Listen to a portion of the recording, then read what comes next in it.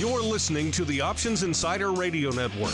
For more quality options programs, visit www.theoptionsinsider.com or search for Options Insider Radio Network in your podcast provider of choice. Listeners can also access all of our programming through our mobile app, available in iTunes and on Google Play. Don't forget to follow along with your favorite programs and submit your own questions for the hosts at twitter.com/options, facebook.com/theoptionsinsider, or via questions at theoptionsinsider.com. And now, it's time for the show that breaks down the options market. From unusual activity alerts to market updates and trading strategies. If it involves puts and calls, then our all-star panel will break it down. It's time to hit the option block with your host, Mark Longo from theoptionsinsider.com, and co-hosts Alex the Viceroy Jacobson from Options Express, Uncle Mike Tusaw from RCM Asset Management, Andrew the Rock Lobster Giovinazzi, and Mark the Greasy Meatball Sebastian from OptionPit.com. The Option Block is brought to you by Options Express by Charles Schwab. Don't spend time worrying about your broker at Options Express by Charles Schwab. Security, stability, and account protection are the most important responsibilities to our customers. Secure account access, enhanced financial protection, entrusted with over $7 billion in customer assets. Established financial stability. Options Express by Charles Schwab lets you trade with confidence. Stocks, options, and futures all in one account. Trade with a specialist. Visit www.optionsexpress.com to open your free account. Options Express by Charles Schwab is a member of FINRA, SIPC, and NFA. All right, everybody, that rockin' tune means it's time once again for the Option Block, everyone's favorite bi-weekly source for all things options related. My name is Mark Longo from theoptionsinsider.com, as well as from the ever-expanding, ever-exciting Options Insider Radio Network. And stay tuned for all the latest updates and additions to that network coming to wherever you find this fine program, whether it's on theoptionsinsider.com or whether it's via one of the many services out there like iTunes or Stitcher or Aha Mobile, one of our partner sites, or even via our mobile app available for iOS, Android, and the Fire OS. You can, of course, instantly stream all of your favorite programs here on the old network, including the Option Block. Download some spectacular episodes. Maybe you hear the Viceroy goes on a legendary rant on the show. You want to save that one to listen again on the train or on your commute. Well, you can go ahead and do that right through the old mobile app. And when you're done listening, you can always say, hey, I have a question about that, or I have a comment about this. Let us know. Hit that comment, that feedback tab. No shortage of ways for you guys to shoot us your questions and comments and get them featured right here on the old program. All right, and joining me on the show today, a bit of a truncated panel, but we won't be truncated when it comes to content. No, sir. Starting off with the man beaming in from the great state/duchy of Maine, none other than the Rock Lobster himself, Mr. Andrew Giovinazzi from the Pit. Mr. G, welcome back to the show, sir. You know, it's a huge pleasure to be here, huge. And speaking of duchy, I know that in Freeport, right next to LL Bean, there's a bar that it's been in constant operation since the 1700s, the late 1700s, where they actually signed the charter that separated Maine from Massachusetts. Ah. It's a little duchiness. That goes back to the duchies. That's like my old stomping grounds, Connecticut, and the Constitution State with the charter oak hiding in the trees and all that fun stuff. Lots of legendary document history over there in New England if you want to go search it up. You actually got, and I know this is crazy. It's the beginning of the show, but a friend of mine actually has a deed from King George that gives him fishing rights on his land to fish alewives. That's awesome. Like 1730, and it's still enforceable. Thank God for the rule of law. That's fantastic. 68,000 pounds of fish a year he gets from that piece of paper. Wow, that's amazing. Yeah, it's not nothing.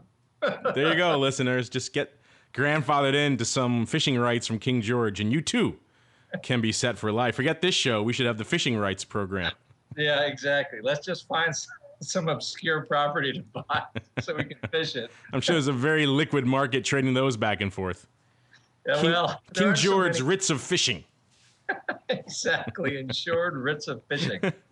Oh, this show. I'm sorry. I'm sorry to my other co-host that I took it down the rabbit hole. So Alex, let's see if you can follow up a King George fishing rights story. What's going on over there in the land of OX by Charles Schwab? In case you don't know his voice, listeners, we are, of course, joined by the Viceroy himself, Mr. Alex Jacobson from Options Express. Welcome back to the show, Mr. Viceroy. It's good to be here, and as always, an interesting day in the market. So close to 2,000 on the S&P. I mean, we were up above it for a little bit, but an interesting day. The 10-year is back down under 240.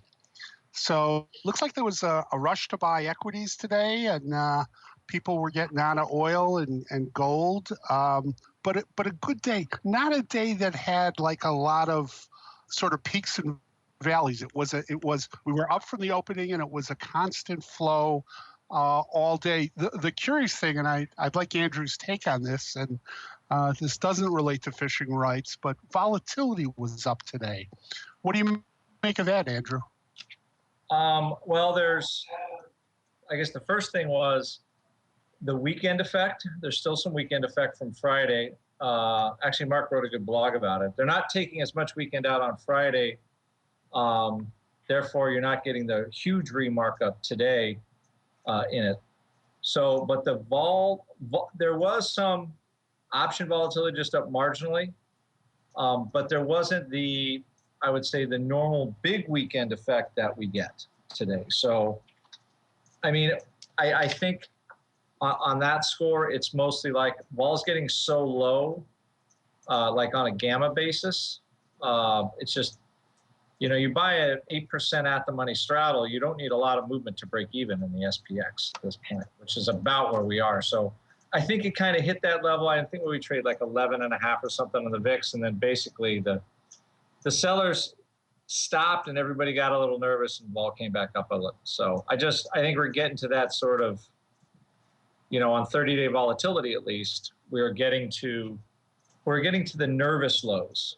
With all this stuff happening, we're kind of seeing the 10 handle, they're not really breaking it yet for 30-day volatility, and that was the problem today.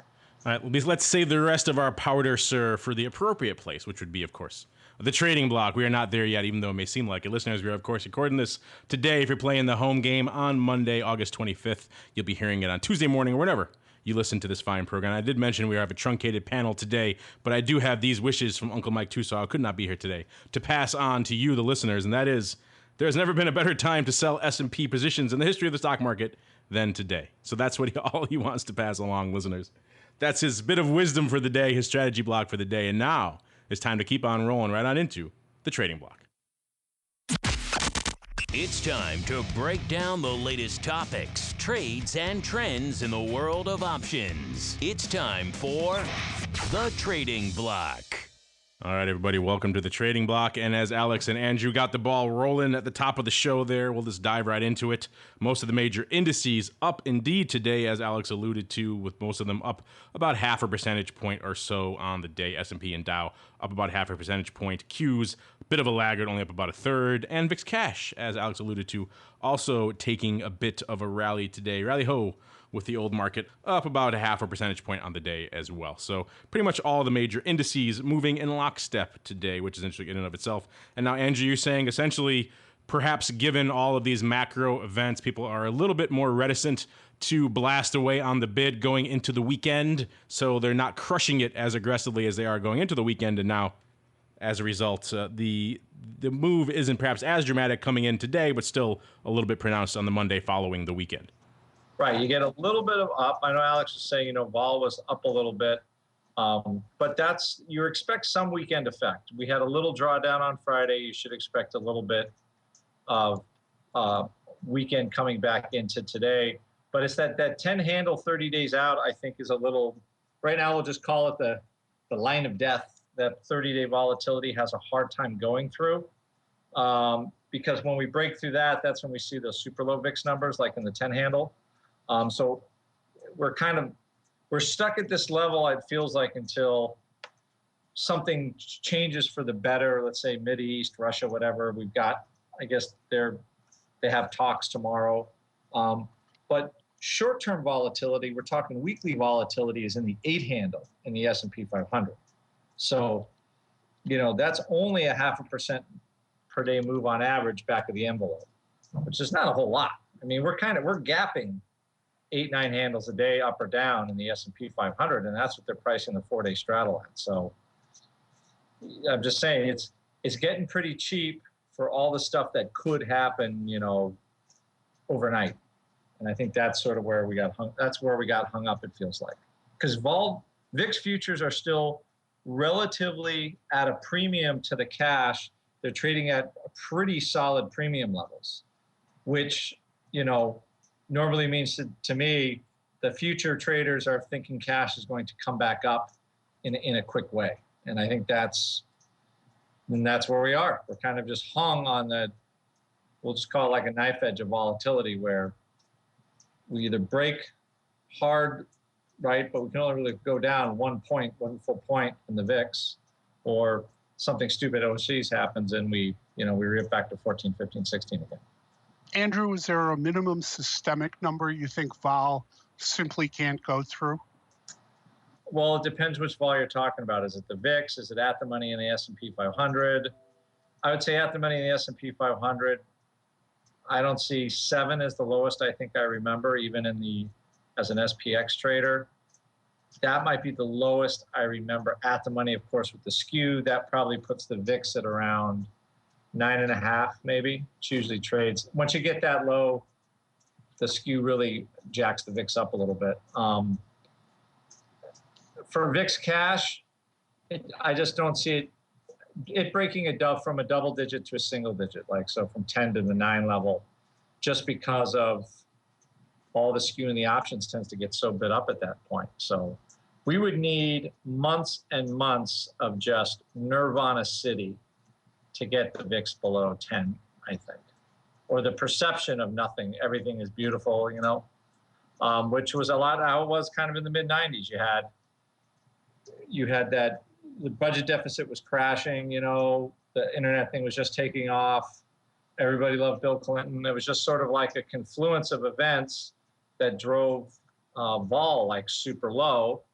And strangely enough, we had it again in right after the Iraq war, like 2003, like around 2005, 2006. The economy was starting to grow again, reaping the internet benefits. Everybody liked George W., at least, back then they did, before the financial crisis. So those two things put together, the happy political, happy economic, that will drive the VIX below 10. We don't quite have that right now. We have kind of a booming stock market, but geopolitical stuff, divided politics, blah, blah, blah. So 10's my number. And imagine we always have that realized floor in there, whatever realized may be 6 to 8% these days. Right now it's 5. Is it 5? So there you go. It's 5. There's our absolute floor. We'll just call that the absolute floor. That is craziness. 5. Wow. 5 vol. Buy it right now.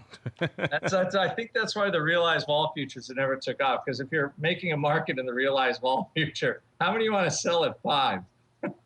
Yeah, of course, you make that same argument for the VIX. No one wanted to touch it at first as a market maker. It seemed like you were just providing a hedging opportunity for everyone else and a layoff opportunity for everybody else in the SPX pit.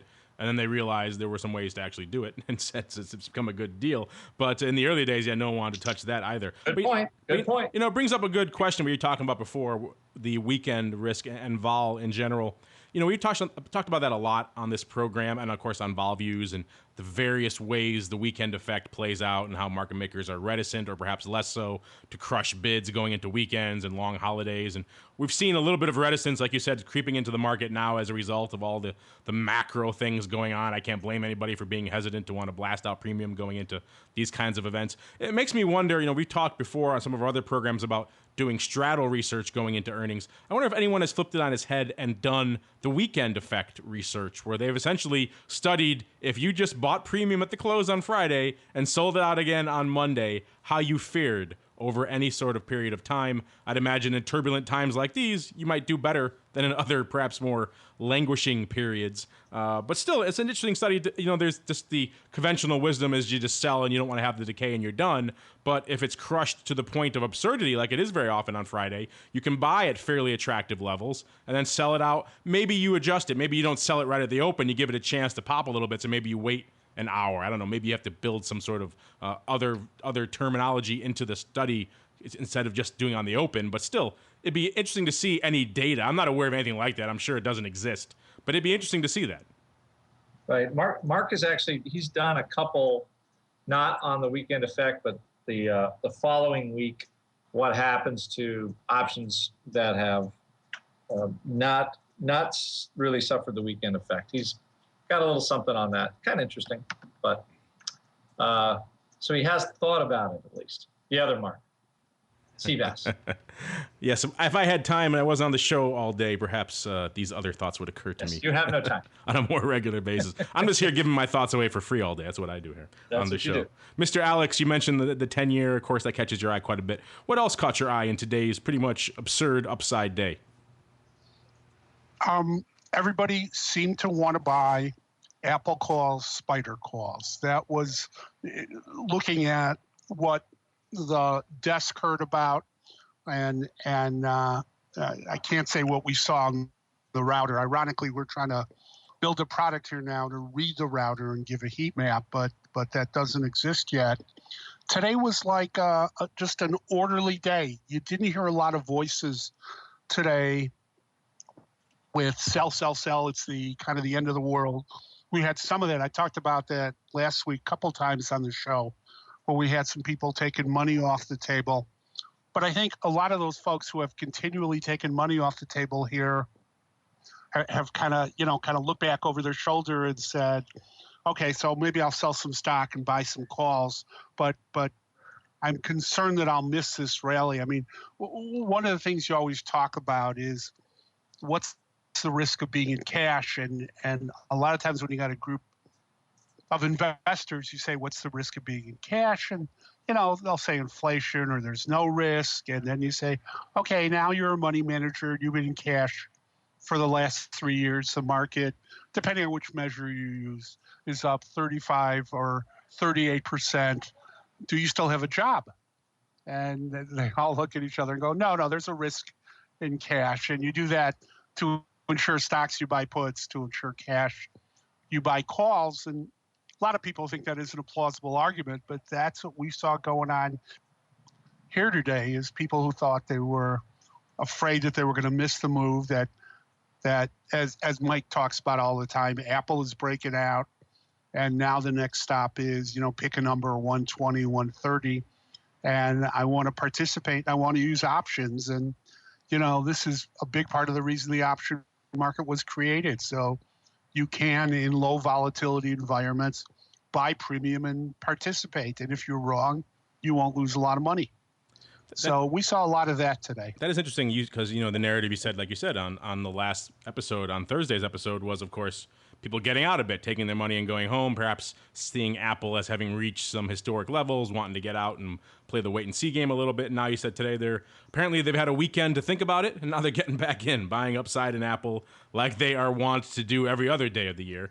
Even though the fact that Apple closing at historic highs, I believe, again today, 101.54. So there's Tucson's 707 level and beyond now. So he should be a very happy fellow right now. Perhaps he's getting into the upside call game here in Apple as well. But still interesting to see how quickly the worm turns over there with the clients, Alex.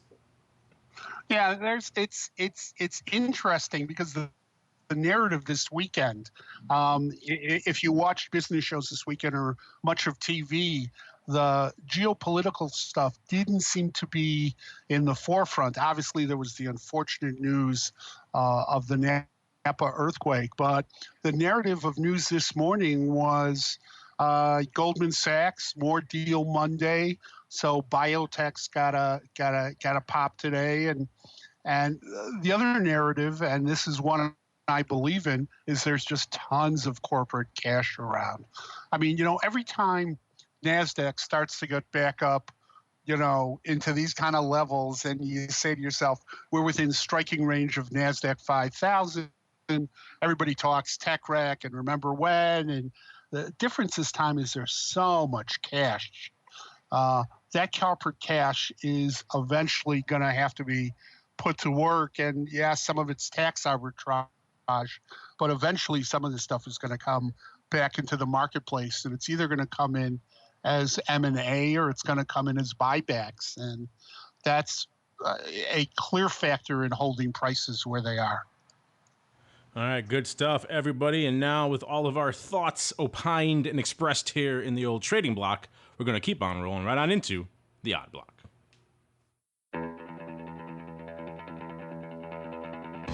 It's time to break down the most interesting, unusual, and downright questionable options activity that's been identified by theoptionsinsider.com.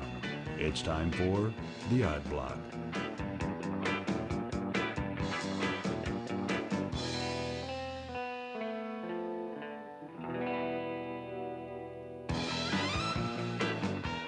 All right, everybody, that funky tune means it is time yet again to dive into the seedier, the shadier, the perhaps somewhat dubious side of the options market. Yes, indeed, it's time for the odd block, the portion of the show where we light up some of the unusual activity that's lighting up our collective tapes here. Going to kick things off with a name we haven't chatted about here on the old program in a while. This is Credit Suisse, ticker symbol CS.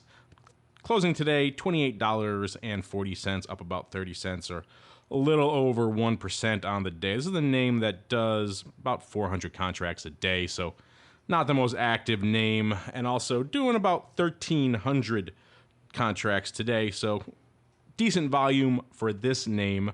And what we profiled in particular, what caught our eye on the old Options Insider today, was some call action in the December expiration cycle. In particular, it was the DEES 29s that caught our eye. They went up this morning when we highlighted them in several small blocks for $1 to about $1.05, 1,065 times. So fairly robust volume for this name, roughly 3x ADV in this one trade.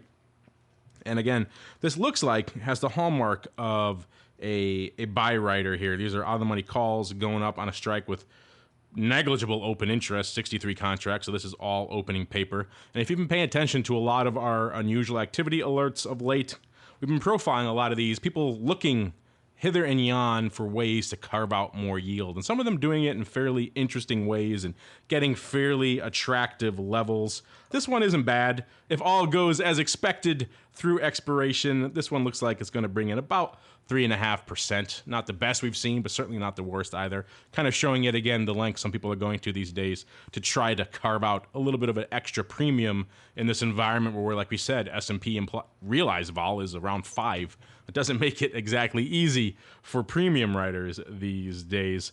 Mr. G, Mr. Giovinazzi, are you going to concur with me? You're going to disagree? You're going to have a little bit of a debate going here. What's your take here and what's cooking here in Credit Suisse? A little toss it back and forth. I think with Credit Suisse, all I would say is this shows you kind of how desperate the market is for some yield. You got the next strike out of the money call, you're selling December call for like $1, and you're happy. Not a whole lot of meat on that bone. Yeah, I mean, they're not giving themselves much upside at all in the underlying. They're really just kind of squeezing out whatever juice they can get. Yep, basically just kind of giving up on the name. Now, it doesn't mean it can't go up more and all that kind of stuff, but, holy guacamole. That we've profiled rights on here for, 2-3% for 30 days. Yeah, and not for 3.5%. Yeah, not till the end of the year. Only, but it's until December. So, I mean, I guess if you're long Credit Suisse and you bought it at fire sale prices in the financial crisis, that probably looks pretty good to you. But somehow I just don't get that feeling. So yeah, there's a pretty deep opportunity cost with this trade. You're locking this money down for quite a while, and for doing all that for 3.5%, yeah, we've profiled some much better, much more attractive premium rights than this one. Still interesting to watch, and certainly for Credit Suisse, a fairly sizable trade. Meanwhile, we're going to move on to our next next friend/enemy/victim, whatever you want to call him here in the old odd block. This is good old H&R Block, ticker symbol HRB. Closing today, $33.70, down about a dime or so on the day. The name that does, as you might expect, fairly decent volume from an odd block perspective, about 2,200 contracts a day. That's certainly probably about 10x of a lot of the names we discuss here on a regular basis. And doing today about 3,700, so fairly decent volume here in good old HRB. And what caught our eye was some activity out here a little bit closer to home this time in the SEP expiration cycle, in particular the SEP 32s. When we profiled these this morning, 2,576 of these SEP 32s going up for $1.95. There's about almost exactly that number open on this strike, 2,586. So he forgot 10. Either that or there's a 10 lot floating around out there from somebody else. Looks like, given all of these hallmarks, this is pretty much a straight up close. Paper selling for, like we said, about $1.95. Went up in several blocks, which is to be expected in a name like this. Doing that much volume in a name like H&R Block is going to take a little bit of time to get it done, unless you negotiate the whole thing in one block, which might be a little bit difficult to do here. But still interesting stuff here. Looks like this guy's pretty much closing out his long call position in HRB. Mr. Rock Lobster, you going to take the other side of that? Pull a Jane, you ignorant slut? Yeah. That was so fast, it was almost subliminal. I'm known for a little bit of speed talking in case you haven't picked up on that. Speed talking right there. I'm going to have to say, this is somebody that probably made a little money and closing out a long call position. Was not easy getting this volume done, even at 14 cents over parity. It's a relative carry time. It's only $1. What was it? $1.70 out of the money. And they were trying to get it done for 14 cents over. So definitely somebody trying to sell. Took a while to get it off, but they probably made a little money. Traded HRB pretty good on the pop. So they're just taking their dollars right now with this big rally in the financials and saying, thank you very large. And I think this is probably the last big trade we're going to see in this name for a bit. Good point here, Mr. Andrew, as well, of course, about HRB. It has been on a bit of a run of late, up about 2 handles since the middle of July. And if you go back a little bit farther, it's up even more. It was trading in the high 20s back in April or May. So this guy could have had a decent run here in HRB and decided just to take his money and go elsewhere. Speaking of elsewhere, we're going to move on to our final name here in the old odd block today. This is one we have not talked about, at least to my knowledge, of late. This is Lennar Corporation, ticker symbol LEN, ticker symbol LEN. Trading today, closing right around $39, $38.95 to be precise, down about 22 cents on the day. This is the name that does, again, from an odd block perspective, fairly decent volume, about 5,300 contracts, probably about 10x. Again, some of the names we talk about in here on a given basis, and doing more than that today, doing about just a hair under 12,000 contracts. So that in and of itself, that volume caught our eye, and the trade in particular that looked interesting to us came in the October expiration cycle. What we saw was the OC 3741. Call it a risk reversal. You can call it, I guess, a combo. Some people like to call it that. I call it more of a risk reversal. To me, a combo is same strike. Risk reversal is different strikes. Mr. Andrew perhaps has a bit of a different connotation. He is much more old school than I when it comes to these things. Of course, paper going up. Paper buying the 41 calls, selling the 37 puts, doing the whole kit and caboodle for an 8-cent debit. Looking at the open interest, pretty much nothing to speak of here on either strike, about 800 and some odd on the 41s. That's the highest, and only 10 on the puts. So clearly open in paper here in Lennar. And looking again, selling the put, buying the call, that old standard flyby bullish risk reversal, one of the trades we're very fond of here on the old program. Mr. Andrew, I'm assuming you didn't see any stock going up with this. So this looks like our friend just legging into the straight up bullish risk reversal, or if you prefer, in your very, very ancient ways, a combo. Yeah, you trade the combo. Anyway, it is a risk reversal, but any combination of calls and puts to me is always a combo. That's old school, sir. I know. It's very old school. However, when was the last time you saw a risk reversal in a housing stock that we profiled? I don't even think we have. No, just mostly buying calls or buy right. That's about it. Yeah, but in order for a trade like this to really make some money, the put finance is the call, but you need a pretty good bang in the stock. And this risk reversal is catching the earnings cycle. So, it looks like, there were so many little trades, like 1 lots and 7 lots and 5 lots, potentially could be a newsletter trade. There was 2 bigger sizes, but options were going through the offer. They were trading on all floors. Just kind of I'm almost going to call it like a risk reversal feeding frenzy to get some of this done. And, they traded, it looks like around 2,600 times or so was the number. A lot of the stuff printed through the offers, and some of the put sales printed through the bids. So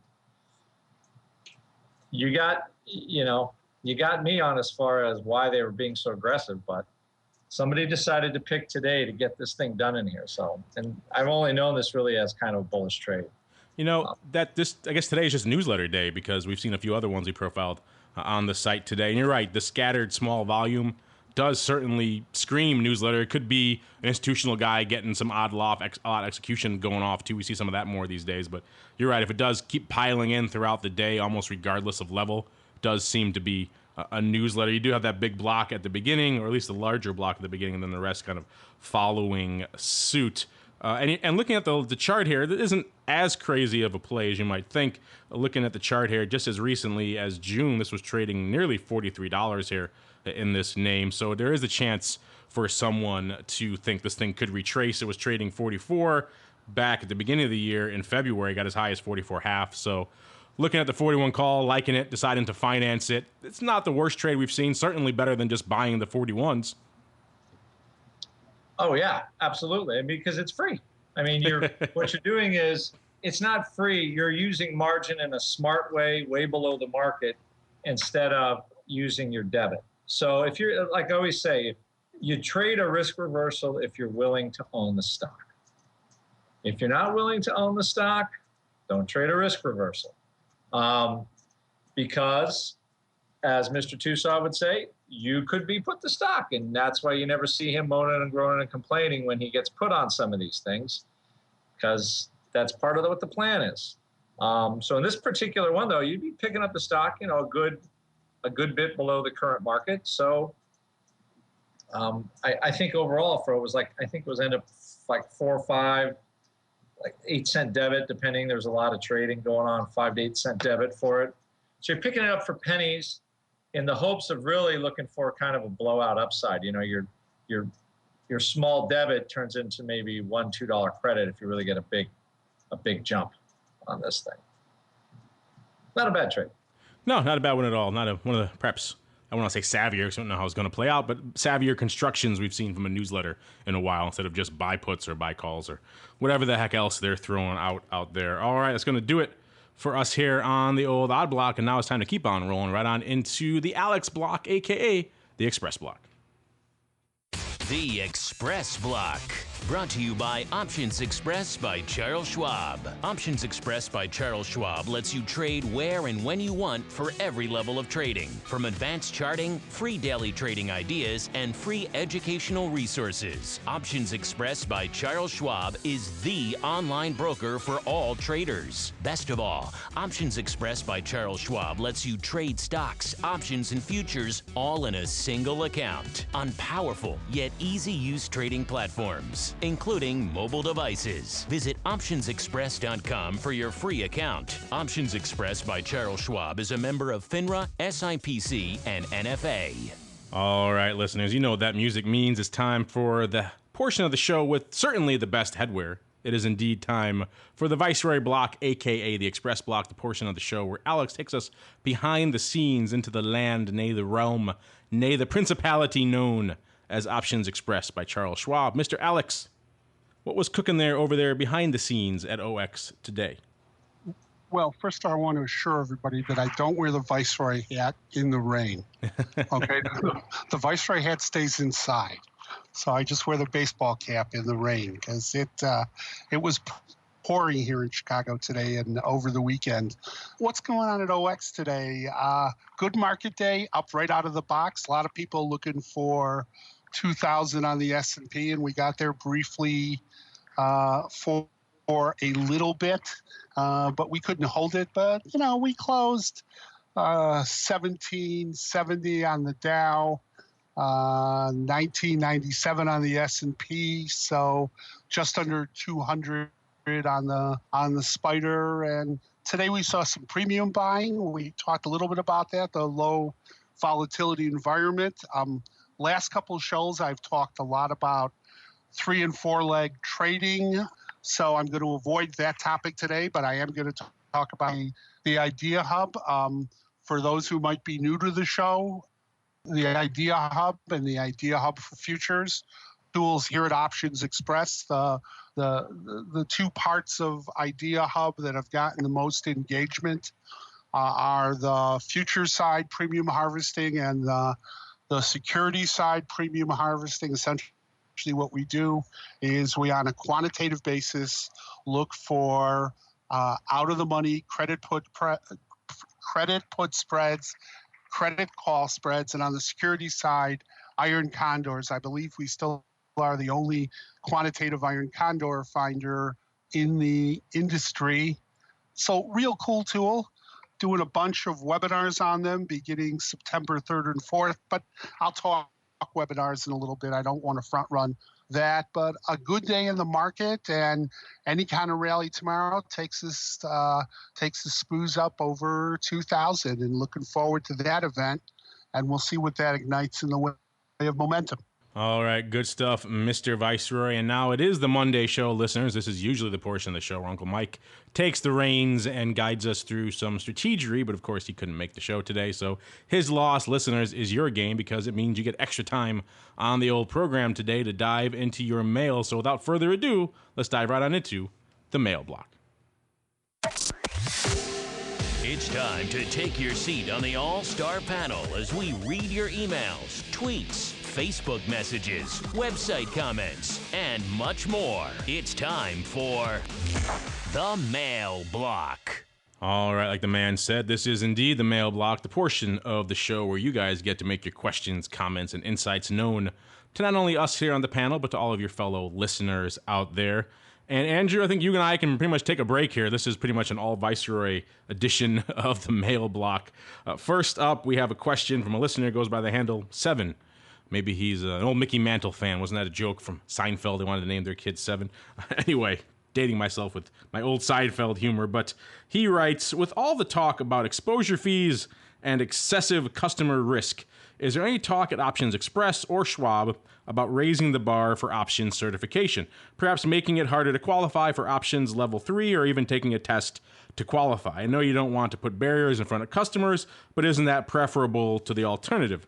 It's an interesting question, Alex. You've been mentioning a lot here on this program about the exposure fees and other things that you guys, as well as a lot of other firms in the industry that we work with, are starting to put in place to try to prevent some of the catastrophic issues we've seen in the past with customers getting beyond their risk levels and all the unintended consequences that can have not only for them, but for the brokerage house.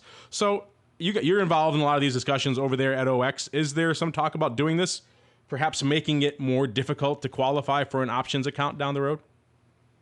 Most of the conversation don't relate to qualifying for an options account.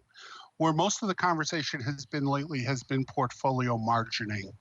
And I think that's where the change will be.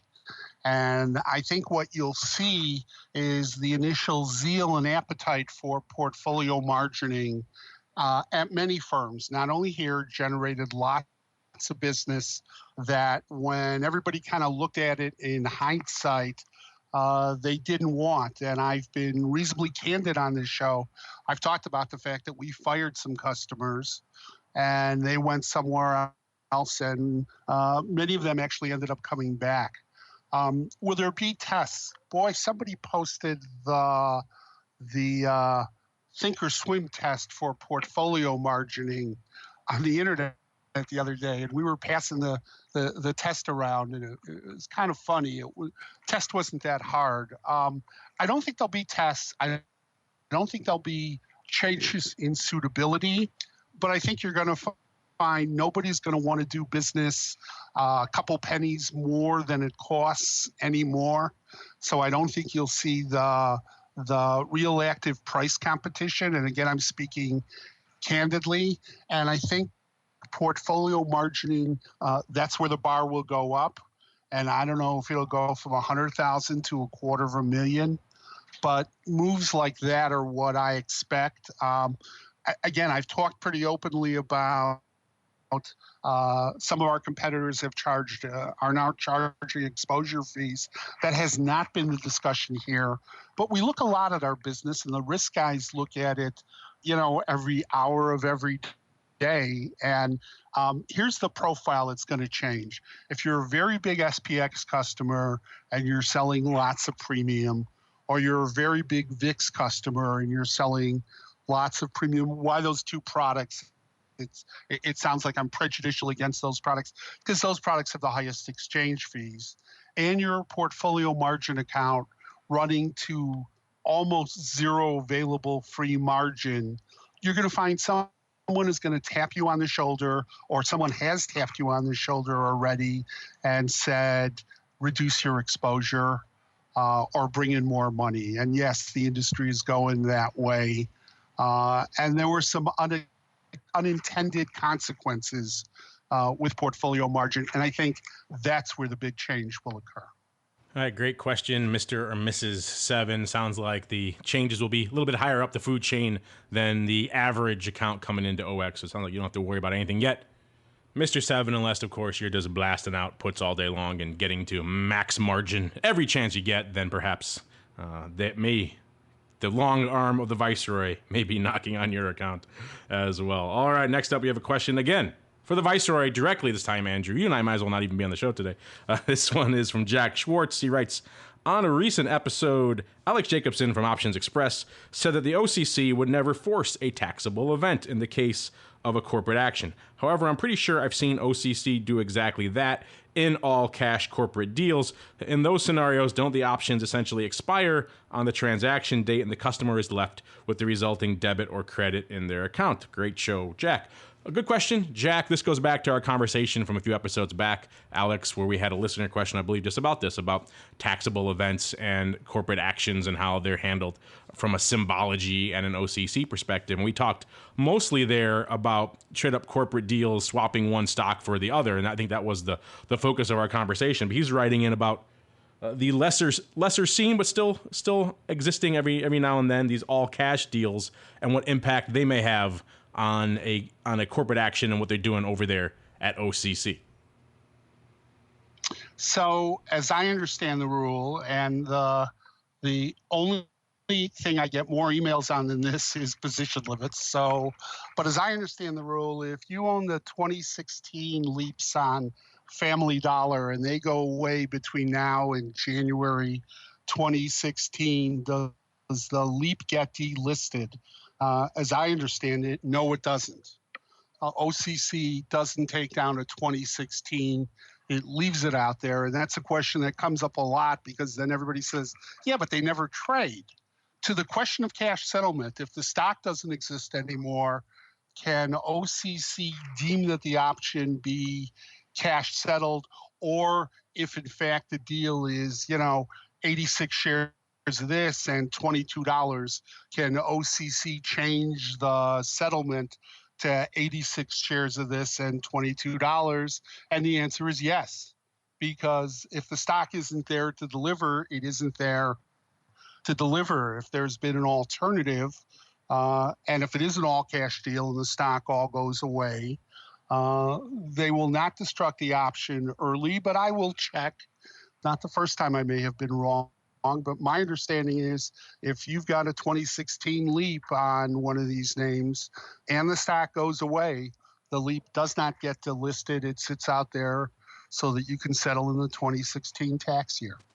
Andrew, you've traded through a myriad of different products and a myriad of different corporate actions. Have you ever seen these all-cash deals come in and just wreak havoc with the resulting options? Well, they've pushed them to zero. They pushed a lot of out-of-the-money options to zero. The worst one I ever traded was when Genentech was finally bought out, I think, by Hoffman LaRoche. Yeah.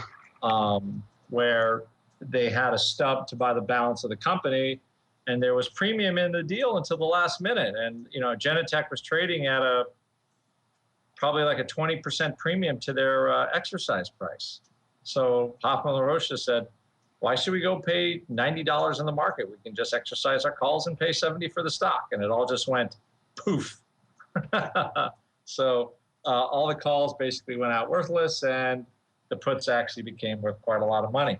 So that was the worst corporate action I've seen. Yeah, but the options are there. They just kind of sit there doing their thing until they expire. They don't all just go away. There's just nothing there to trade. Yes, you're saying that the out of the money stuff essentially kind of just vanishes. He's like, I think the scenario Alex is laying out is kind of what he's writing on in about. He has this leap. It has some meat on the bones. It's still got another year and a half left. Let's say it's still in the money, and then this event happens. Does it essentially hit the fast forward button on that leap and pretty much erode all that time decay and premium to zero, and you get it essentially at that expiration or that corporate action date, and that's pretty much it? Yeah, I mean, less whatever the carry cost is for the contract. But the option doesn't go away. It sits there. No, it just sits there. Yep. They're not going to trade. It's just there's nothing to trade on the option. It's not like they trade. Yeah, I mean, if you owned the 50 calls and the deal was 100 cash, and they were the 2016 leaps, you would see them trading, 49, 50, 50-50, and probably never see volume till the day they expired. So there you go, Mr. Jack Schwartz. It won't force the trade out of your account. You will see the resulting impact on your options, of course. The premiums will be adjusted accordingly, but they won't sell it out for you. They won't exercise it for you. It will sit there and linger on your books until you either sell it or it eventually expires, whichever one comes first. A lot of interest on this topic. Mr. Viceroy, I'm sure we're going to have more listeners writing in with similar questions down the road. If you want to do that and follow on the heels of Mr. Schwartz or Mr. Seven, Mr. or Mrs. Seven, we don't know, or any of the other readers or listeners on this fine program, you know how to do it. Surf on over to theoptionsinsider.com, leave us a comment on the show notes, or use our website feedback form. You can send us a nice, very long email. Some of you have done just that there through that system. Of course, you can find us on social media, twitter.com/options, facebook.com/theoptionsinsider, and you can even leave us a voicemail for those of you foolhardy enough to do so. You can do all that, of course, baked right into the mobile app as well. It's all in there. So easy enough to find no matter how you want to get in touch with us. All right, now it's time for us to keep on rolling right on into our final segment. It's time for Around the Block. It's time to tell you what we'll be watching on our trading screens until the next episode. It's time for Around the Block. All right, everybody, it is time for Around the Block. That man is correct. Give him a raise, that fellow. He's always right. It's amazing. He knows exactly what's coming up next. This is indeed the portion of the show where we dive into what we're watching on our trading screens for the rest of this week. I think we'll mix it up a little bit and have the Viceroy go first, give us his weekly update on all things fixed income and macro. Mr. Viceroy, what are you watching, sir, for the rest of this week? Yeah, Mike and I are avidly watching the 10-year and surprised that rates are coming down. But if rates continue to click down, this continues to be good for the economy. It's good for housing. I only play an economist on the weekends. A lot of psychological levels here. Obviously, 2,000 on the S&P, 200 on the Spider, but NASDAQ within striking range of 5,000. Now, a lot of people would argue that 400 points away is a leap in terms of striking range. But to Andrew's point, typical daily move in the S&P today is 7-8 points. That's not a ton of vol, but a lot of psychology built around 2,000 in the S&P and 5,000 in NASDAQ. We could hit 5,000 in NASDAQ this year. That would bring a lot of dollars back into the marketplace. So that's what I'm looking at. Mr. Lobster, what is catching your eye for the rest of this week, sir? just I like buying things when nobody likes to buy them, and I just say it ain't so. You're buying premium. I don't believe it. I know, and I just remember a time, not it was long ago, but let's say not too long ago, where the Qs were trading for like, I think $17. And let me see. Yes, actually the low for the Qs was, let's see here, QQQ. It was 1976, aptly enough, the low tick, in 2001. 1976, after trading 120 in 1999. How about that? Down 90% or something like that. That's pretty big. That's fall. Something. So like Tusa says, I remind everybody that, we're seeing a big jump in equity valuations. Nothing like, the 98, 99 year, but, the NASDAQ is starting to take a run. And what's funny is a lot of the market cap is still wrapped up in Google, Apple, Microsoft, Intel, all these stocks. And, in 1999, they were trading at like 50, 60 times earnings, 80 times earnings for Cisco. None of the stocks that are trading, that are really driving the top 10 places in the Qs right now, are probably trading for more than a 15 or 16 multiple. So I'm just going to, just be mindful of the fact that the market is now just really paying a multiple for stocks that they weren't paying after the financial crisis. The fact that Microsoft was an 8 multiple PE for like 4 years or 5 years, it is absurd, but it was. So all of a sudden now, equity buyers are starting to assign forward multiples, which of course eventually will make the market more volatile, at some point. Right now, it's not, because we're going from what was probably a hugely oversold condition to one of which I would not say it's overbought. It's just, there's just more buyers than sellers right now. What are you going to say? So, spoken like a true old school guy. I know, but the reality is, when you look at the top, when you look at the Qs and you look at the makeup of the index, most of the market cap is not trading for anything like a crazy multiple. It's trading like reasonable, like Microsoft at a 15, probably reasonable. Apple, what's Apple now? 15 with all that cash. Even though it's a gigantic company and maybe they don't sell iPhones anymore, that's always possible, but it's not like it's selling at a 60 times multiple to earnings either. So you got a lot of companies with a lot of cash. And, just because stocks are at an all-time high doesn't mean they can't go a lot higher, especially when the multiples are still actually kind of reasonable. So, always, again, be careful. What am I looking at? I'm surprised that the bonds keep going lower, which means somebody out there is hugely buying the treasury. Somebody, foreign government, sovereign government, I don't care who, somebody with a lot of cash that they really don't know what to do with is spending a lot of money on treasuries and some of the big sovereign debt. Still haven't quite figured out why.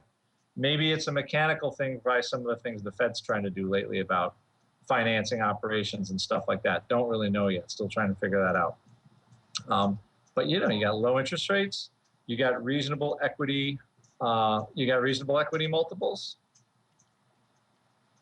And I would not be surprised if we continue to go higher and volatility continues to go lower, although we're kind of getting to the level where it just can't go that much lower, reasonably. And that's all I'm looking at. Just, okay, can I still buy straddles and watch the market go up? Can I actually buy calls now? And there's a reasonable chance, right? Because selling puts, they're not paying you a whole lot to do that right now. I have to be honest. So tell that to our risk reversal friend out there today. Exactly. That might be a much better alternative, where at least you create a zone. If you're wrong, the stock can drop, 6-7%. You don't lose any money.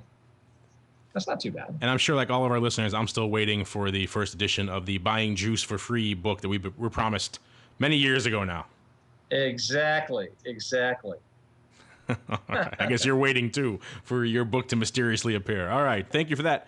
Mr. Andrew, and that's going to do it for the Around the Block segment. It's also going to do it for this episode of the Option Block. But before we go, as always, we're going to take a second to peek in and see what our all-star panelists have cooking that may interest you until the next time we can all gather here together around the proverbial all-star panel.